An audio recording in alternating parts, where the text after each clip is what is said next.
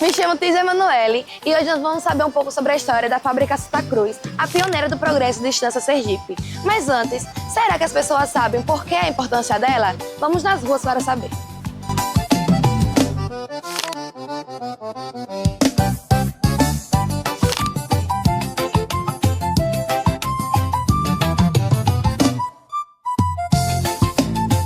Hoje nós estamos aqui nas ruas de Estância Sergipe para saber o que a galera sabe sobre a fábrica de tecido Santa Cruz. Vamos? Como que a fábrica Santa Cruz foi importante aqui para a Estância? Rapaz, em termos, para mim, foi meu ponto de partida. Foi aonde eu comecei a minha vida profissional lá. Muito mais por causa do Dr. Jorge, que foi um grande empreendedor. Ele fundou a fábrica Santa Cruz para gerar emprego e renda para o estado de Sergipe, principalmente Estância. A fábrica Santa Cruz hoje é muito importante na cidade de Estância. Tem um nome a zelar. Foi importante porque o empresário Jorge Prado Leite foi um bom empresário, gestor, e aí conseguiu essa empresa para dar emprego, além da sociedade estanciana, outros que vêm de fora. O senhor sabe a real importância que a fábrica de tecido Santa Cruz teve aqui para o município? Sempre que eu já trabalhei lá, né? Trabalhei na fábrica de tecido, não. Trabalhei que é a seção transformador, né? Com o Dr. Jorge. Tinha muita importância aqui na cidade. Meus pais falam, né? A maioria desse povo aqui, mais velho do que eu, tudo trabalhou na fábrica Santa Cruz. E aí fez um bom, veio a Sugipe, veio outras empresas, e aí conectou com o empresário e as empresas, ofereceu uma grande oportunidade para a sociedade estanciana e outras sociedades. Conhece alguém que trabalhou lá, que chegou a trabalhar na época que ainda era uma fábrica de tecido? Positivo. Tem o pai de Marcão aqui nessa rua aqui. Tem minha tia Zé Fita, que já trabalhou, Deus já levou. E muitos mais, né? Tem muitos mais que trabalhou ali. A Fábrica Santa Cruz foi uma grande fábrica para essa geração de antigamente. O senhor trabalhou lá por quantos anos? 3 anos e pouco. Uns 3 anos, mais ou menos. E o senhor lembra de como foi a inundação? Não foi da minha época não. Pelo menos eu mesmo não me recordo não. Teve muita importância porque deu muito emprego, o povo de menor já a pessoa para se empregar lá já entrava já de menor, né? De 14 anos em diante já era emprego. Você conhece a fábrica Santa Cruz? Não. É mesmo que é a Sugipe? Não. Se você, assim como ele, quer conhecer um pouco mais da história da fábrica Santa Cruz, continue por aqui. Vamos juntos nessa aventura? Oi, gente, estamos aqui com o Danley. Ele que é professor de História e um dos administradores da página mais importante de História daqui da cidade, que é o Memórias de Estância. E, Danley, vindo aqui um pouco da história agora, quero saber de você. Qual foi o motivo real da Fábrica Santa Cruz ser tão importante? Então, a Fábrica Santa Cruz, ela representa um marco na história de Estância. Antes de seu surgimento, a cidade, do ponto de vista econômico, se movia a partir basicamente de atividades agropecuárias e do comércio. A chegada da fábrica, ela vai representar uma nova era, a era industrial para a cidade. E isso vai trazer, obviamente, alterações significativas, tanto do ponto de vista social, tanto do ponto de vista cultural e principalmente do ponto de vista econômico.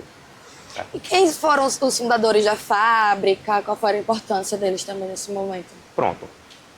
Para entender o surgimento da fábrica, que se deu em 1891, a gente tem que voltar um pouquinho mais no tempo para o ano de 1840.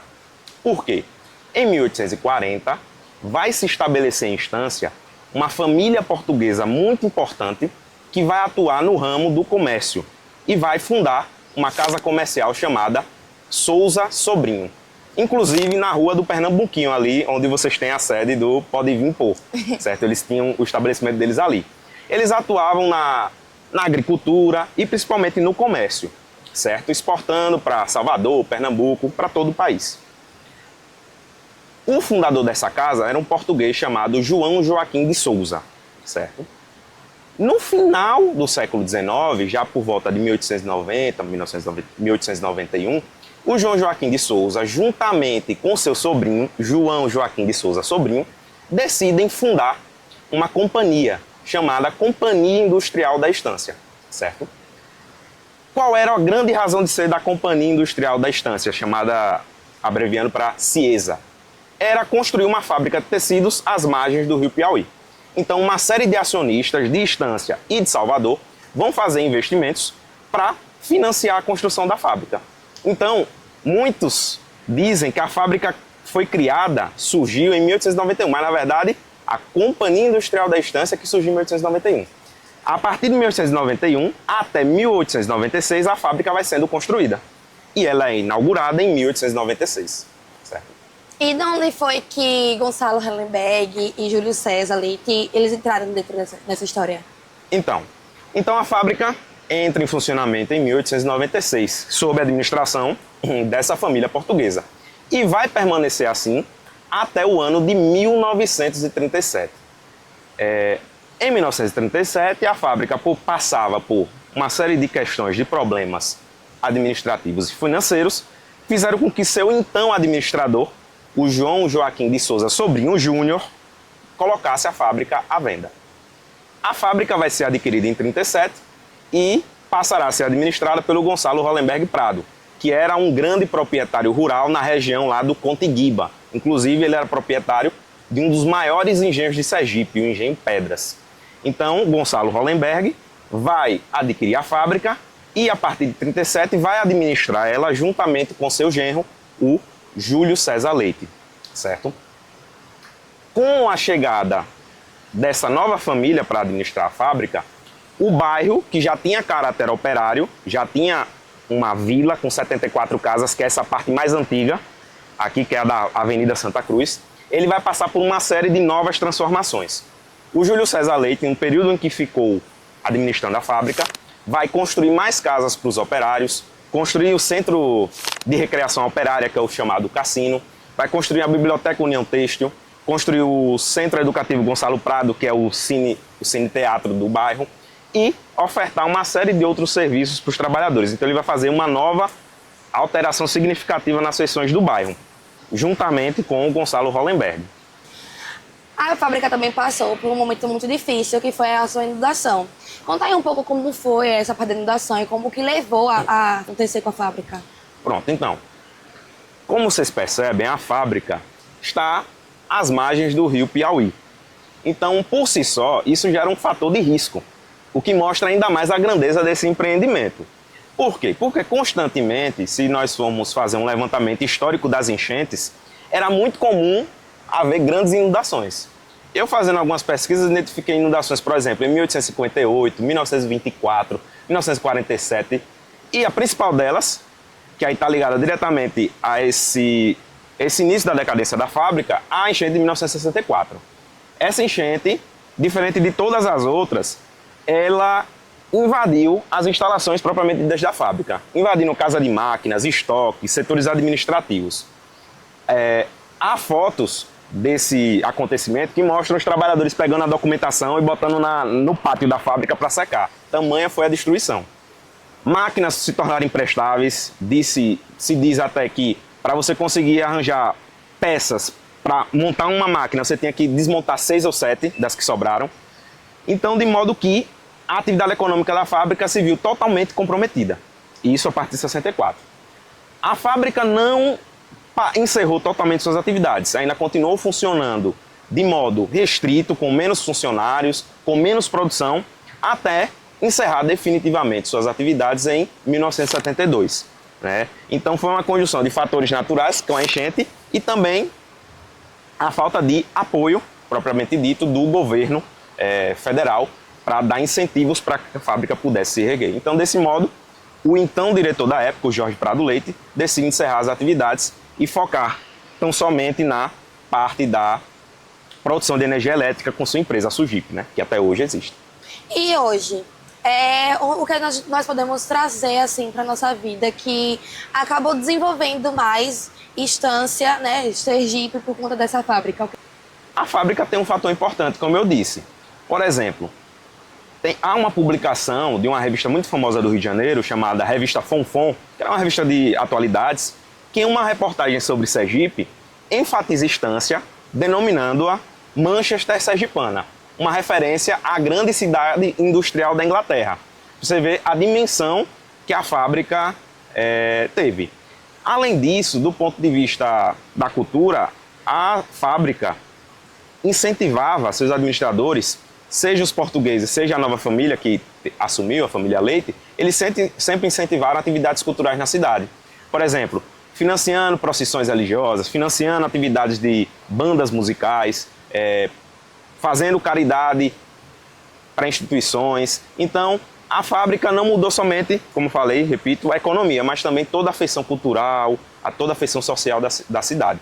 De modo que, até hoje, este local, mesmo não funcionando mais como fábrica, ele é sempre visitado, sempre lembrado e é uma das consideradas as 7 maravilhas da cidade. E é isso, agradecendo sua participação, Darley. Obrigada por agregar nesse momento com a gente. Se vocês querem saber um pouco mais sobre a história de Estância, vai no Memórias de Estância. Para mais histórias também, continua aqui no Histórias Pô. Segue o Pode Vir Pô em todas as redes sociais. Pode Vir Pô! Agora nós estamos com o Dr. Ivan Leite, aqui dentro da Fábrica Santa Cruz. E eu quero um pouco que você conte qual é a real importância da Fábrica Santa Cruz no contexto de Estância e a Sergipe. Perfeito. A Fábrica Santa Cruz é uma indústria têxtil, era uma indústria têxtil, foi uma indústria têxtil no seu nascedouro. Ela nasceu na final da década de 1880 e poucos. Já é uma indústria centenária do seu nascimento, e ela existiu de uma forma pujante até 1964, 5 de maio de 1964. Ela empregava mais de 600 pessoas, a imensa maioria mulheres. Esse local onde eu estou sendo filmado era um local onde funcionava a creche da Fábrica Santa Cruz. Creche essa que eu fiquei quando nasci, que minha mãe trabalhava na fábrica, meu pai era diretor. Eu fiquei aqui na creche juntamente com as outras crianças, filhas dos operários, da forma igualitária, da mesma forma que eu. Todos eram tratados com muito carinho e com muito amor nessa creche. Essa empresa, ela era uma das maiores indústrias do estado de Sergipe e disparado a maior distância. Mas o que aconteceu em maio de 64? Teve uma enchente gigantesca. O rio Piauí e Piauitinga, ambos, cresceram muito o volume de água e a água passou por cima da ponte da Fábrica Santa Cruz. E naquela ocasião, meu pai já tinha um projeto para comprar um maquinário totalmente moderno na Suíça e na Inglaterra, que eram os 2 países onde tinham as melhores máquinas têxteis. E, infelizmente, a forma de se guardar dinheiro naquela época era ouro, dólar ou produto acabado. Nossa família nunca mexeu com ouro e com dólar. Tinha produto acabado. Uma quantidade de tecidos gigantesca depositada, que vendida era suficiente para pagar integralmente uma fábrica novinha. E o que aconteceu? Para vender e importar, precisa de uma autorização do governo. Enquanto esperava, estava estocado. Com essa enchente, 3 dias ficou embaixo d'água todo aquele estoque de tecidos. O que valia uma fábrica nova, depois desses 3 dias, não podia ser vendido nem para estopa, porque apodreceu tudo. Então, consequentemente, perdeu-se todo um patrimônio que tinha disponível para investir realmente nessa modernização da fábrica. O maquinário, que já era antigo, maquinário da indústria têxtil, em especial de algodão, ele não pode ter umidade nenhuma, porque você imagina o fio para passar entre as tramas, ele não pode ter um pontinho de arranha, porque senão ele quebra. O que aconteceu? As máquinas velhas pioraram muito. De cada 4 máquinas, conseguiu se recuperar, fazendo apenas uma funcionar, e funcionar precariamente. Esse funcionamento precariamente ficou durante alguns anos, enquanto se tentava alguma outra forma de viabilizar o funcionamento da fábrica. Não foi viável, mas por isso a fábrica fechou gradativamente, sem que tivesse um caos social aqui em Estância. Meu pai passou 6 meses pagando os funcionários para tirar lama de dentro da fábrica, sem produzir 1 metro sequer de tecidos. É uma coisa que esgotou praticamente muito, não só emocionalmente, fisicamente, mas evidentemente financeiramente também. Ele tinha, quando chegou aqui em Sergipe, em 1950, que essa fábrica ela foi comprada por meu avô, e posteriormente meu pai foi convidado a dirigir a fábrica em 1950. Quando ele chegou em 1950, ele também se formou lá em São Paulo, em engenharia civil. Ele resolveu tentar ampliar os negócios aqui em Sergipe. E para ampliar, precisava de energia elétrica. Tinha acabado de ser construído no Rio São Francisco a primeira usina do Rio São Francisco, que foi a usina de Paulo Afonso. Essa usina de Paulo Afonso é construída pela Chesf, que é a Companhia Hidroelétrica do São Francisco. A sede dessa empresa, apesar da empresa ser uma empresa que gerava energia aqui no Nordeste, a sede dela era no Rio de Janeiro. E meu pai foi ao Rio de Janeiro tentar comprar energia de lá para vir para cá. Quando ele chegou lá, o presidente da Chess disse: Dr. Jorge, eu trabalho com 3 prioridades. Você imagine um presidente da Chess recebendo lá um empresário do interior de Sergipe. Ele é um pouco caso, de certa forma, porque as prioridades eram Recife, Bahia, no caso do Recife, Salvador, Aracaju, um pouco, mas as grandes cidades do Nordeste. Ele disse, o presidente da Chess disse: eu trabalho com 3 prioridades. 1, vou fazer nesse ano. 2, vou fazer na minha gestão, que eram de 4 anos. E 3, vou fazer quando Deus quiser. Você imagine como estava a situação de Estância. Era 3, quando Deus quisesse que viria energia para a Estância. Meu pai, jovem, impetuoso, disse: o que é que eu faço para mudar de 3 para 2, para poder trazer logo essa energia para a Estância? O presidente da Chess disse: comprar tanto de energia. Essa quantidade, Tisa, era 10 vezes maior do que ele precisava aqui para a fábrica. Ele disse: eu compro. E aí ele assinou com a Chess um contrato tipo Take or Pay. Contrato tipo Take or Pay é um contrato que você assume o pagamento mesmo que você não consuma. E ele assumiu, comprou e contou pagando durante 9 anos mais energia do que precisava para a fábrica. Mas ele não ficou parado nesses 9 anos. O que é que ele procurou fazer? Já que ele tem energia disponível, paga, ele começou a distribuir não só para a fábrica, mas para a cidade de Estância, para a cidade de Arauá, para Buquim, para Pedrinhas, Riachão do Dantas, Itabaianinha, Santa Luzia, Indiaroba, Rio Real, Jandaíra, Tobias Barreto, Buquim, enfim, para 12 municípios na região de Sergipe, aqui próximos, e 2 na Bahia, Rio Real e Jandaíra. Com isso surgiu a Sugip, que hoje, depois da crise da fábrica têxtil, que hoje tornou-se o grande empreendimento familiar. Dentro desse contexto, você falou um pouco sobre a transição, né, do fechamento da fábrica para o início da Sugip, né? Os operários que trabalhavam na fábrica, eles também continuaram trabalhando na Sugip? Uma pequena parte deles, sim. Mas o que aconteceu? Como a fábrica era uma fábrica antiga, à medida que os funcionários antigos iam se aposentando, meu pai não contratava novos. E também surgiu naquela época mais 2 outras fábricas aqui em Estância. A fábrica Piauitinga e a fábrica Bonfim. A fábrica Bonfim tinha como codinome Fábrica Nova e a fábrica Piauitinga tinha como codinome Fábrica Menina, porque era menor que as outras 2. Então, parte dos funcionários migraram da Santa Cruz para essas 2 outras fábricas. Então não houve realmente nenhum desemprego repentino aqui em Estância. Tanto é que somente 4 anos depois da última máquina ter sido fechada, é que houve um pronunciamento na Assembleia dizendo que queriam que ajudasse para evitar o fechamento da fábrica Santa Cruz. E não teve ajuda nenhuma de governo estadual, nem do governo federal, nem do governo municipal. Só para lembrar, em maio de 64, nós estávamos apenas a cerca de 30, 40 dias da Revolução Militar, que ocorreu em março de 1964. Então, o país como um todo não estava preocupado com o Sergipe, estava preocupado com Rio de Janeiro, São Paulo, Belo Horizonte. Então, era inviável qualquer ajuda do governo federal. E a ajuda do governo estadual, o porte da fábrica era tão grande que a ajuda seria praticamente irrelevante ou difícil de ser feita pelo próprio Estado, muito menos pela prefeitura ou pelo município de Estância. Então ele arcou com todo o ônus, sozinho e de uma forma resiliente. Agora voltando um pouco para a fábrica Santa Cruz, né, para a fábrica têxtil. Essa transição foi algo que preocupou muito a sua família, de quando ocorreu a enchente, que não houve apenas uma enchente, né, a cada vez que acontecia uma enchente, para chegar realmente a se findar e ela fechar a sua porta? Olha, primeiro, a enchente foi algo brusco, algo repentino, que não era previsível. Em projeção de engenharia civil, se trabalha com cheia cinquentenária, cheia secular. O que seria cheia cinquentenária? Aquela enchente que é previsível, entre aspas, ocorrer a cada 50 anos. A centenária, uma vez a cada 100 anos. A enchente que teve naquela ocasião não tinha previsão nenhuma. A água nunca tinha atingido aquele patamar. Foi algo totalmente acima de qualquer previsibilidade. E o que ele fez? Depois da enchente, quando vocês passaram na ponte, vocês vão verificar que ela tem 2 trechos. Tem uma parte da ponte maior, e depois tem a casa onde fica o guarda, e depois tem o trecho menor. Aquele trecho menor não existia. Ali era o acesso da ponte, o aterro chegava até aquele ponto. A própria força da água cavou, abrindo aquele espaço adicional.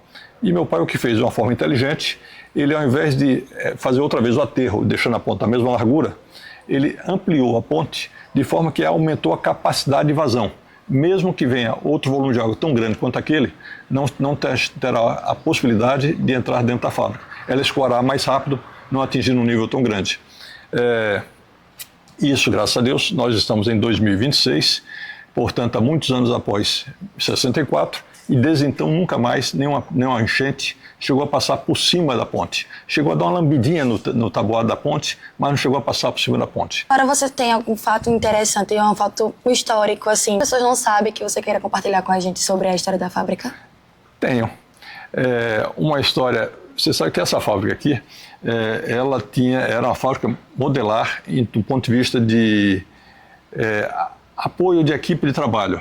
Nós temos aqui exames médicos, nós temos laboratório. Eu digo nós, nasci aqui, não fui eu que criei, foi meu pai, meu avô e meu pai deram continuidade.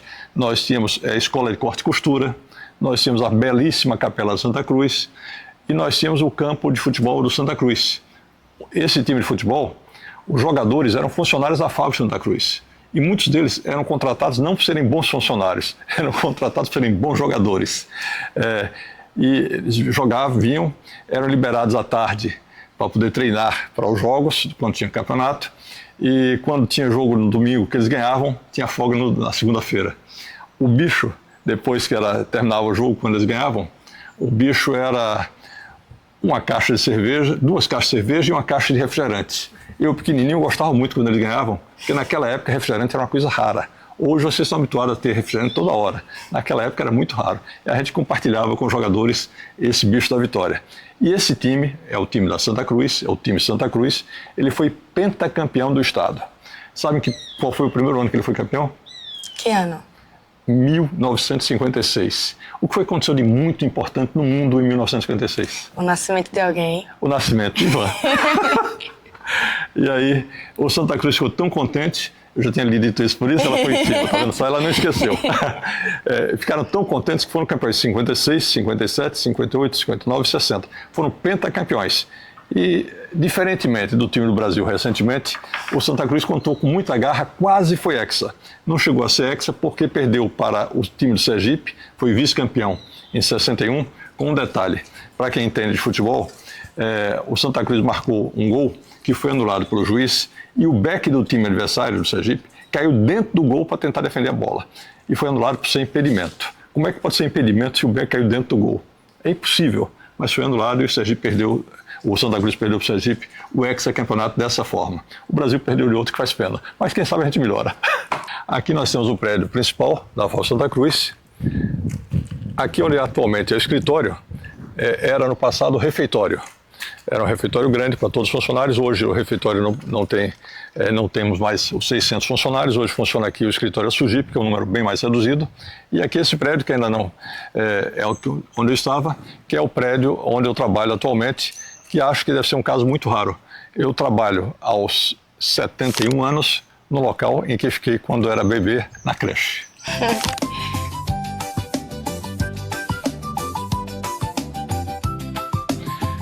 Esse volume de água nunca mais se repetiu. Na história recente dos últimos 70 anos, a água chegou somente a lamber o nível do chão onde está passando aquela moto lá. Vocês olhem atualmente a água onde está lá embaixo. Aquela é a vazão do rio em pleno mês de julho. Julho, a água nós estamos ainda em período de inverno. Então, aquela é a água, digamos assim, normal de fluência do rio. Vocês imaginem o quanto precisa ser de chuva para poder chegar aqui por cima. É uma coisa totalmente atípica. E aqui se fim da nossa entrevista, depois desse tour maravilhoso por aqui por dentro. E também queremos te agradecer por dividir essas histórias com a gente, Dr. Ivan. E é isso. Para mais informações, gente, já segue o Pode Vir Pô e o Histórias Pô em todas as redes sociais e acompanhe mais histórias sobre Estância e Sergipe. Cleverton, Kathleen, Matheus, Tisa, é uma alegria muito grande nós vermos jovens fazendo o que é importante nós termos como cidadãos. Buscar na história ter conhecimento para não repetirmos os mesmos erros passados. E honrar a quem tem honra. Honrar quem trabalhou tanto pelo futuro de Estância, porque a Estância não foi estar sendo construída hoje, já vem sendo construída há mais de 100 anos. E essa vida, essa história precisa ser preservada. Parabéns a vocês. Obrigada, Dr. Ivan. E o nome é? Pode Vir Pô!